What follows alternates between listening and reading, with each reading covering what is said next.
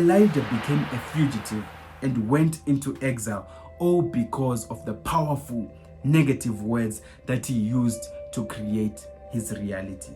Question: which words are you using to create your reality today?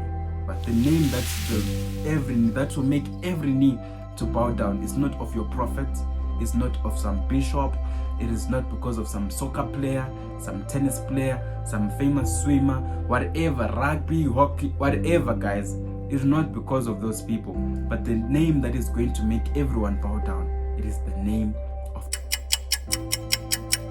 Greetings once again and welcome back to the channel, guys. Welcome back. Now, if you're new to the channel, make sure that you subscribe and hit that notification bell so that you do not miss when a new video pops up, right? Now, keep in mind, guys, that you are now available on TikTok at sinnersaved_by_grace, and you can be sure to find us as well on that platform. Now, also, guys, keep in mind that you are now available on Anchor, Spotify, Google Podcast, Apple Podcast, Overcast, as well as on Amazon Music, and you can be sure to follow us as well on those 6 different platforms. Now also, guys, you can find us on YouTube, and this is to the podcast team. You can find us on YouTube at Ashley Jarera, and you can be sure to follow us as well on that platform. Now today, guys, we'll be talking about every knee will bow down to this thing. Which name is this that every knee is going to bow down to? Is it going to be Ashley's name? Is it going to be your name? Whose name are we talking about? That will make everyone to actually bow down to this name. And that is actually what we're going to be talking about today. Now, to find out more, stick around. Now, guys, we're going to be getting our context from the book of 1 Kings chapter 18, right? And now just to give a brief summary of what was going on. So remember, we talked about this on the previous episode, and we said that there was no rain and how we have to use faith and all of that, and we talked about this in the previous episode, right? So now it came to a point where now Elijah, but then before we go to chapter 18, if you haven't watched the previous episode, make sure that you go and watch it, right? And I'll leave the link right here so that you're able to see it, right? But now that we're in chapter 18, Elijah then comes, and the word of the Lord comes to Elijah, and Elijah is told by God that, you know what, go back and now go and talk to Ahab, which was the king of that land, right, at that time. So now as he goes back and all of that, and there's a process that goes on, he meets people along the way, and then now he comes to meet King Ahab, right? And they have a conversation. So now, as we are jumping to verse 21 and verse 22, we're going to find out what really happened. What happened from verse 21 to 22, and then up until we go on with our episode for today, right? To find out more. Which name are you supposed to actually bow down to? Which name are you going to bow down to in the end? Which name is going to make everyone bow down, right? Now, I've heard of famous names before, right? And I've heard of famous people before, but those names have never made everyone to bow down. They might have made other people, things like superstars like Ronaldo, Messi, Ronaldinho, and Serena Williams, you know, all those different kinds of people have made people to bow down, but it was not everyone. So which name is this that will make everyone to bow down? Now, verse 21 and verse 22 then says that, "And Elijah came unto all the people and said, How long hold ye between 2 opinions? If the Lord be God, follow him. But if Baal, then follow him. And the people answered him not a word. Then said Elijah unto the people, I, even I only, remain a prophet of the Lord, but Baal's prophets are 450 men." Now, if we look back at what was happening, guys, now Elijah had taken the prophets of Baal and they'd gone to Mount Carmel, right? And now Elijah was now putting an illustration and says that whichever God is going to be able to bring back the fire and burn these offerings, right? That is what we're going to call God. That is actually going to be the true God. So now when they come to verse 21, he says that I am the only one that is standing for God. Just think about it, guys. He says, I am the only one who's standing for God. And on the other side, on Baal's side, he says there's 450. So now when he talks to the people, he says that even if I am the only one who's standing for God and all of you guys decide to go to the other side, I will still choose to remain for God. So now question then comes to you today. Which side are you standing on? Which side are you standing on? Right? You can't be in between, because Elijah says that, it's either you are for God or you are for Baal. So you can't say yourself, you say, I think I'm in between, one leg is to God, one leg is to the other side. No, guys, it cannot happen that way. So which side are you today? And I want you to ask yourself that question. Now, if you find yourself being lost in thoughts, thinking, am I really this side? Am I really that other side? Where am I? Am I really in the middle? Now you know, guys, you cannot be in between when it comes to this thing. It's either you're hot or you're cold. There's no lukewarm in this kind of scenario. There's lukewarm in other things and all of that, right? But when it comes to these things, it's either you're for God or you are for Baal. So which side are you on? Question: how many of you would still stand for God, given that you are the only one who is still believing in God, right? Quick scenario, right? Let's say that in the whole entire world, guys, picture that, in the entire world, you are the only one who believes that there is a God in heaven. Who would stand for that? Given that the entire world, keep that in mind, guys. The entire world says that, you know what, there is no God. Would you still stand up and say, even though all of you, right, are choosing to say that, you know what, there's no God and all of that, I'll still stand for what I believe? Would you still stand for that? And we see here in this instant, guys, Elijah then stands up and say, you know what, even all of you, even if there's 450 men for Baal, even only I will still stand for God. And that's a mentality, guys, that I want us to adopt from this thing, right? That even if other people might seem like, they're doing other things and is not in alignment with God, you don't have to join that, right? Rather be the standout and be in the right, rather than for you to join the crowd and be lost with the crowd. Rather be standing alone and still be in the right than to join the crowd and be lost again with the crowd, right? So remember, guys, as well, you cannot be in between. We can then adopt that. Be like Joshua. Joshua, before they crossed over to Jordan, he says that, as for me and my house, choose you this day who you worship, right, or follow. But as for me and my house, we will serve the Lord, right? Have that mentality, guys, and say that even if everyone else can decide to go the other way, but as for me and myself, make that personal choice for yourself, guys, because these are things of salvation. It's not a thing of groups and all of that. No, it's about individual people, right? So for yourself, make that choice for yourself. Decide which side you're going to be on, right? Are you going to be cold or are you going to be hot? Are you going to be for God or you're going to be for Baal? That's a choice that you have to make for yourself. Now, if you then take our Bibles and we go to verse 27, it then says that, and it came to pass at noon that Elijah mocked them and said, cry aloud, for he is a God. Either he is talking or he is pursuing, or he is in a journey, or peradventure he sleepeth and must be awake.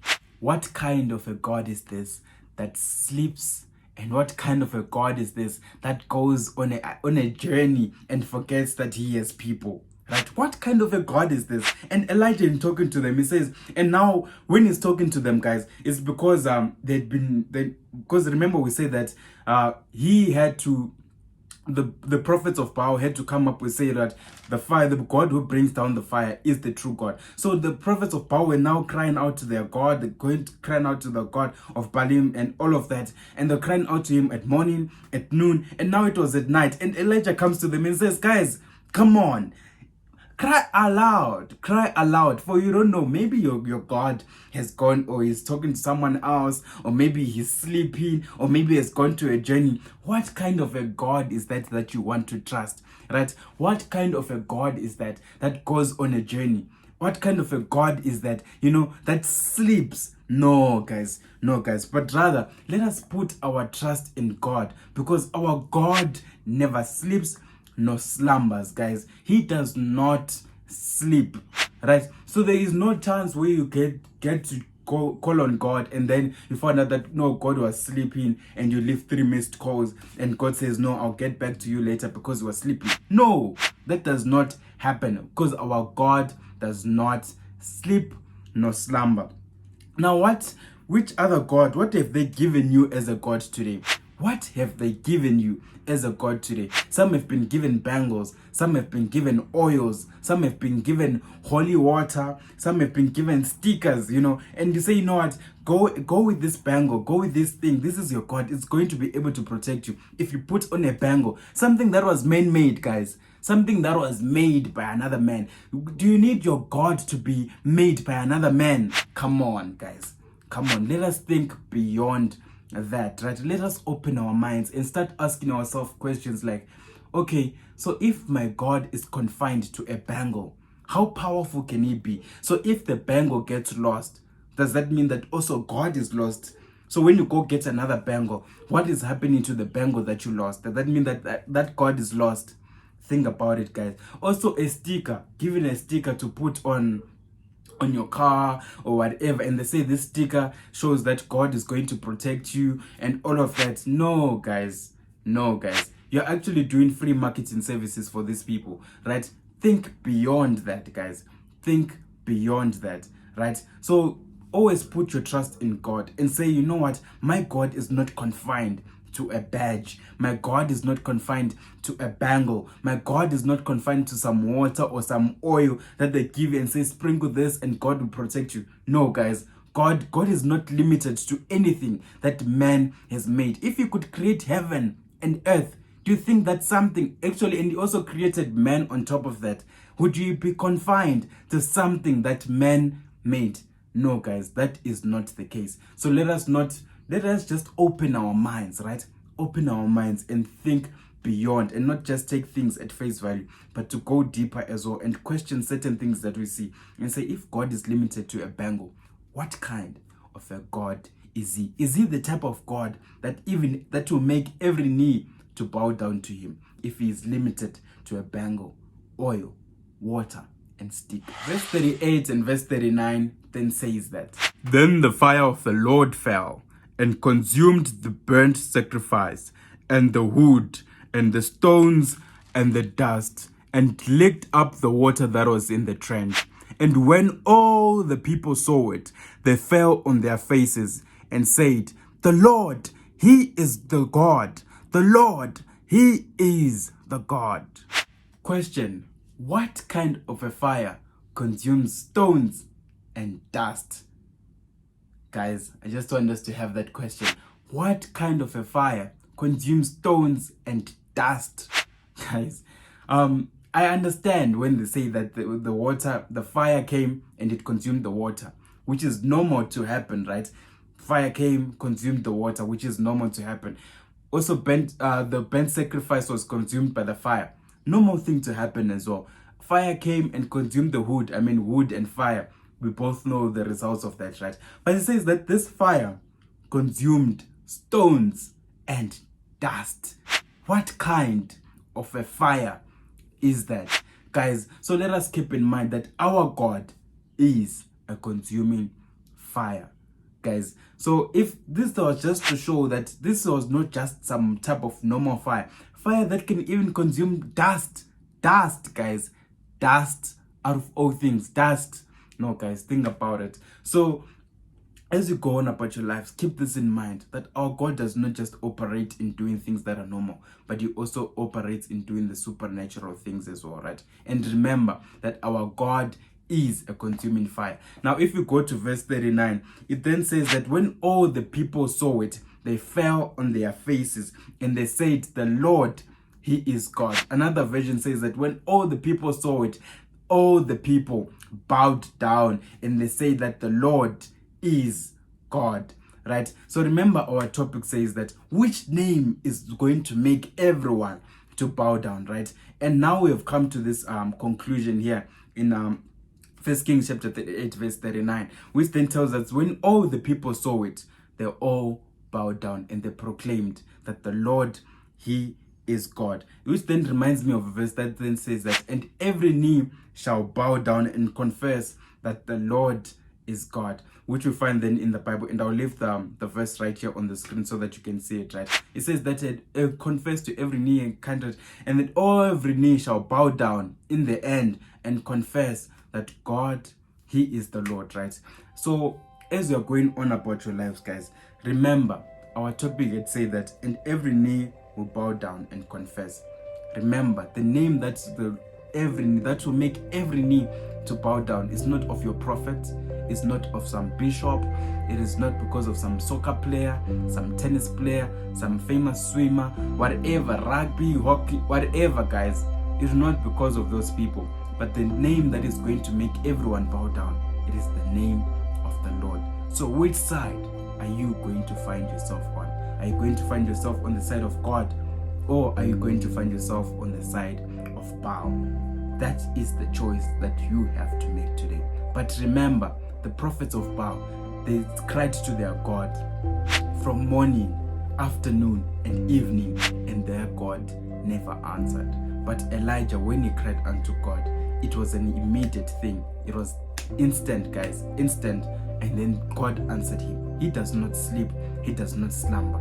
Put your trust in God. Don't put your trust in man. Don't put your trust in bangles. Don't put your trust in stickers. Don't put your trust in oils and all these things that are man-made, right?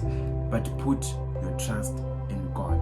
And God will certainly fight your battles and come through for you in whatever situation that you are facing in your life. So with that said, guys, that is the end of our message. Remember, which side are you going to find yourself on? Are you going to find yourself on the God side, or are you going to find yourself on Baal's side? Make that choice today and choose the right choice. May God bless you. But you see, the problem that is there on being dependent on man to feed you is that you will never be full. You will never be full. You will always be hungry.